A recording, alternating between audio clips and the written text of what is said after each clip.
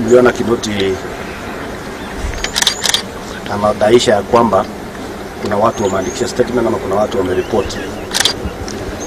Kwanza nataka nianze hivi. Wakati kulikuwa na vita hapa,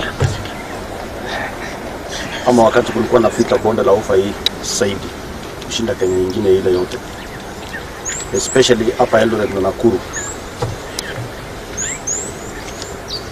sisi tulikuwa hii town. Na labda Kinoti anaongea kwa sababu ajui ile kitu kilifanyika ama aelewe uzito na utungu wenye watu walipitia.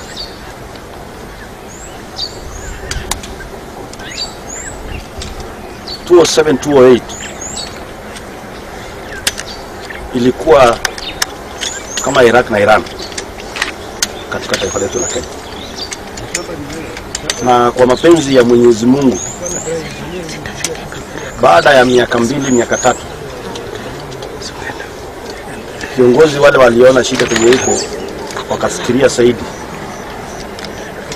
Na ndio maana kila siku,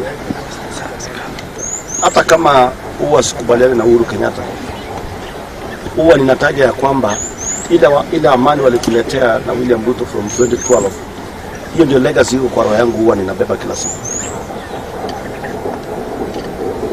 Lakini maajabu na maswali ninajiuliza kwanza kabla sijaendelea sana, ni ile mambo yanaendelea kwa serikali ya Uhuru Kenyatta. Sijui akisema ajui, atuelewi, kwa sababu ile kitu ilituleta pamoja. Kwanza kama jamii mbili, ni kwa sababu viongozi na sisi wote tulijiuliza ni nini hii tunasosana naye kila baada ya miaka 5.